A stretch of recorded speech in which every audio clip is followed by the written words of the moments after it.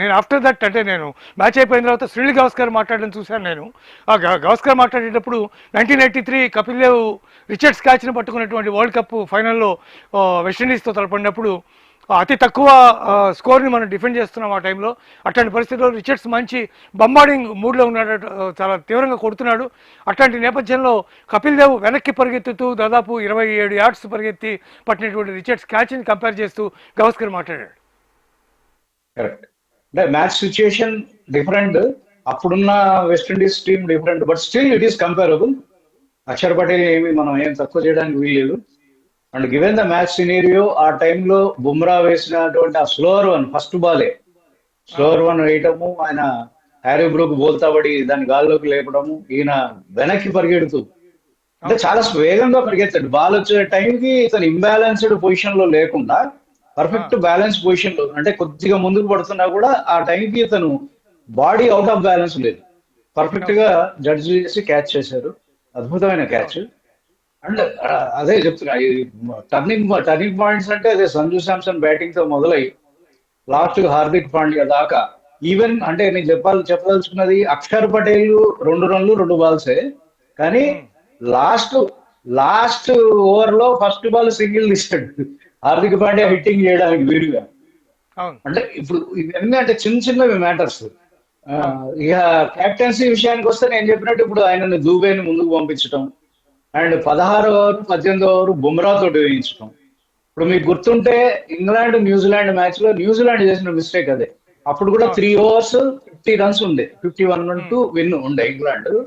అప్పుడు వాళ్ళు స్పిన్నర్ కి ఇచ్చారు, గ్లెన్ ఫిలిప్స్ కి ఇచ్చారు. 24 రన్లు 26 రన్లు కొట్టారు వాళ్ళు అప్పుడు ఇంగ్లాండ్ వాళ్ళు. అప్పటికి ఇంగ్లాండ్ సెమీస్ వచ్చేసింది. వాళ్ళకేమి అంటే అసలు విన్ అవుతారు అని వాళ్ళు కూడా అనుకుని ఉంటారు. న్యూజిలాండ్ మన చేతిలో అంటే వాళ్ళు మ్యాట్ హెన్రీని లాస్ట్ వరకు ఉంచారు, కానీ మన వాళ్ళు ఆ తప్పు చేయాల.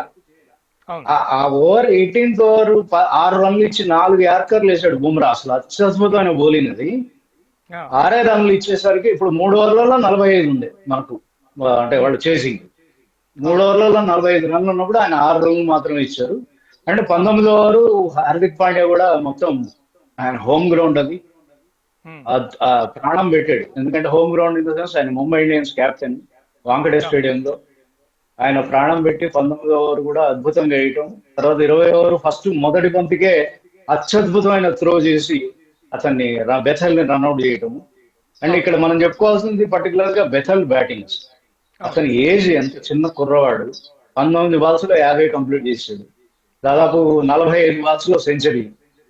అసలు ఒక వరల్డ్ కప్ సెమీస్ లో ఆడుతున్నాము ఆ భారత్ లాంటి బలమైన, ఓన్లీ బుమ్రా నిలబడ్డాడు అక్కడ అడ్డుగా.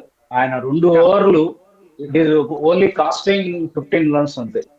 ఓవరాల్ గా మీరు చూస్తే రాజా, మీరు నిజానికి చూస్తే ఈ మ్యాచ్ లో చాలా మంది మ్యాన్ ఆఫ్ ది మ్యాచ్ కనిపిస్తారు. Even after the presentation ceremony ముందు జరిగినటువంటి ఇంటర్వ్యూలో సూర్యకుమార్ యాదవ్ ప్రధానంగా బుమ్రాని ప్రస్తావించాడు. He deserve it, there is no doubt.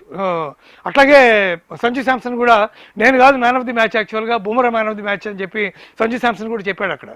చాలా బాగుంది. కానీ చాలామంది మ్యాన్ ఆఫ్ ది మ్యాచ్లు కనిపించారు ఈ మ్యాచ్లో. పర్టికులర్గా అక్షర్ పటేల్ తీసుకున్నటువంటి 2వ క్యాచ్ ముఖ్యంగా అది చాలా లో ఫుల్ టాస్ని, హర్షదీప్ సింగ్ వేసినటువంటి లో ఫుల్ టాస్ని బ్యాట్స్మెన్ కవర్స్ మించి కొట్టినప్పుడు అతను దాదాపు మిడ్ ఆఫ్కి లాంగ్ ఆఫ్కి మధ్యలో ఉన్నాడు అక్షర్ పటేల్ ఫీల్డింగ్ చేస్తూ.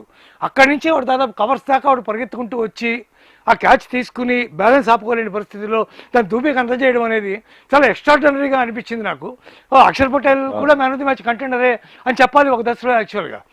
అట్లాగే మీకు హార్దిక్ పాండ్యా వేసినటువంటి లాస్ట్ బిఫోర్ ఓవర్ ఎంత బ్యూటిఫుల్గా ఓవర్ వేశాడు నిజంగా అతను.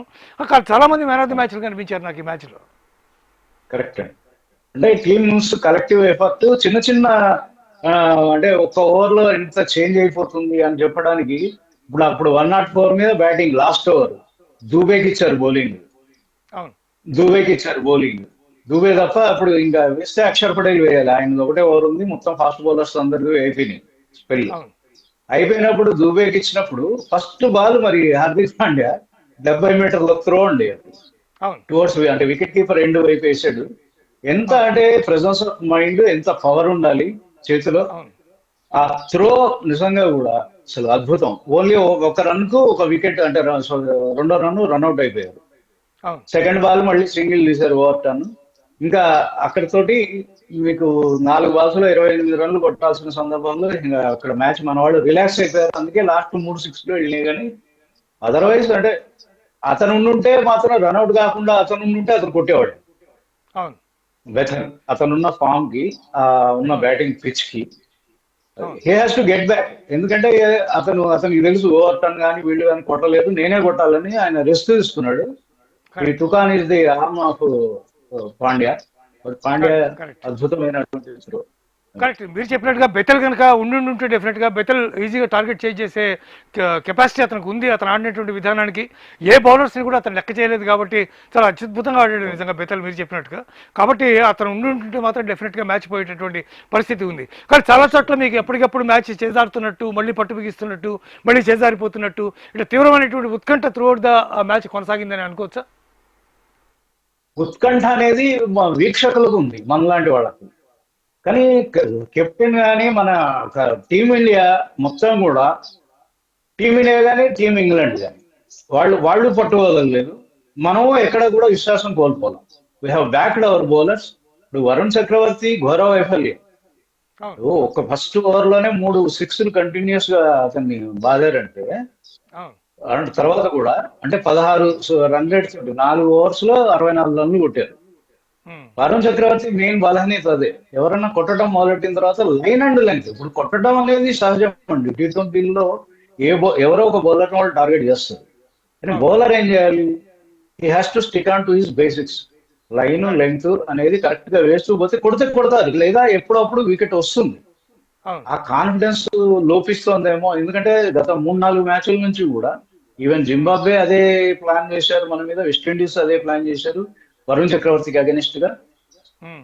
ఫస్ట్ బాల్ నుంచే అటాక్ మొదలెడితే అతను గచ్చి తప్పుతున్నాడు.